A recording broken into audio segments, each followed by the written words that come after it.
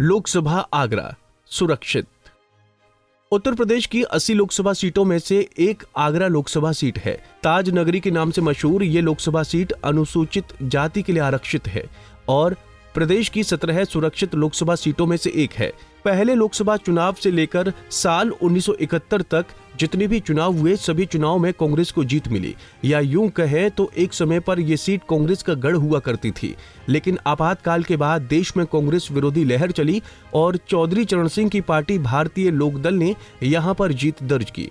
हालांकि साल 1980 और 1984 में हुए चुनाव में कांग्रेस ने एक बार फिर से वापसी की, लेकिन उसके बाद से जितने भी चुनाव हुए उन सभी में कांग्रेस को हार का ही सामना करना पड़ा। साल 1989 में जनता दल ने इस सीट पर कब्जा किया। 1991, 1996 और 1998 में भारतीय जनता पार्टी का इस सीट पर कब्जा रहा।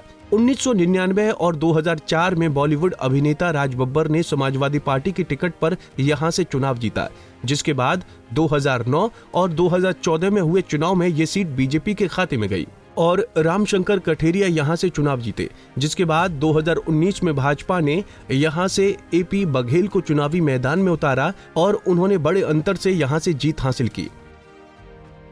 आपको बता दें कि आगरा लोकसभा सीट के अंतर्गत कुल 5 विधानसभा सीटें आती हैं, जिसमें आगरा जिले की एतमादपुर, आगरा कैंट, आगरा दक्षिण, आगरा उत्तर और एटा जिले की जलेसर विधानसभा सीट शामिल है।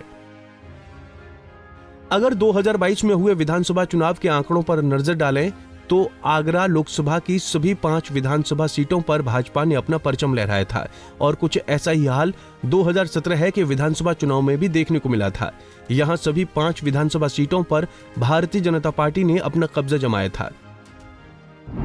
इस बार होने वाले लोकसभा चुनाव में आगरा में कुल मतदाताओं की संख्या 19,04,706 है। कुल मतदाताओं में पुरुष मतदाताओं की संख्या 10,40,087, महिला मतदाताओं की संख्या 8,64,522 और ट्रांसजेंडर के कुल 97 मतदाता शामिल हैं।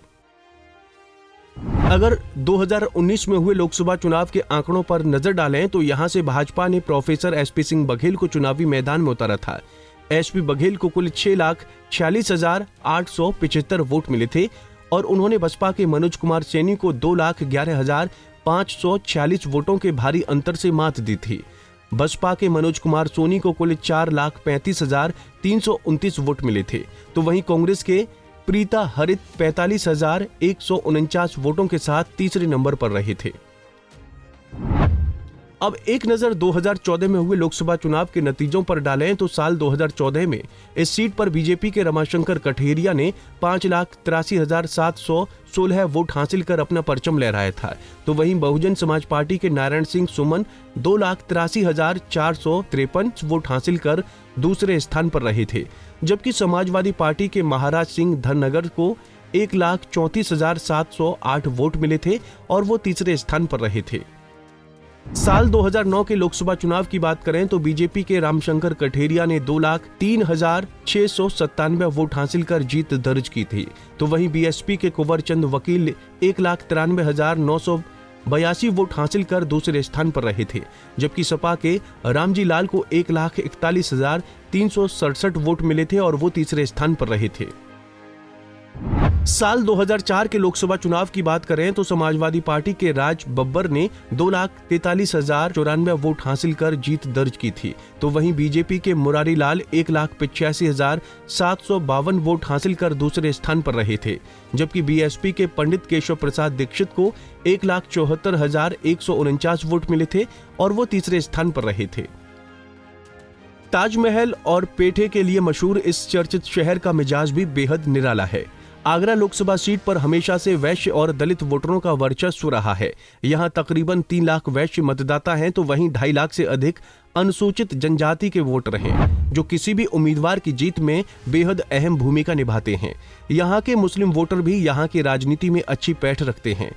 आगरा लोकसभा सीट में 37% वोटर दलित और मुस्लिम समुदाय से ही हैं। भाजपा ने एक बार फिर आगरा की लोकसभा सीट से एसपी सिंह बघेल को चुनावी रण में उतारा है, तो वहीं बसपा की ओर से पूजा अमरोही कमान संभालेंगी। सपा कांग्रेस गठबंधन में आगरा की सीट समाजवादी पार्टी के खाते में गई है। हालांकि समाजवादी पार्टी ने अभी तक इस सीट पर अपने पत्ते नहीं खोले हैं। बता दें कि आगरा की लोकसभा सीट पर 7 मई को तीसरे चरण में चुनाव होना है। देखना बेहद रोचक होगा कि क्या इस बार आगरा की जनता विपक्ष को मौका देगी या एक बार फिर आगरा में कमल खिलेगा।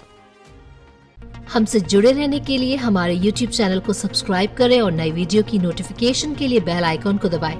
अगर आप ये वीडियो Facebook पर देख रहे हैं तो लाइक जरूर करें और ज्यादा से ज्यादा शेयर करें। धन्यवाद।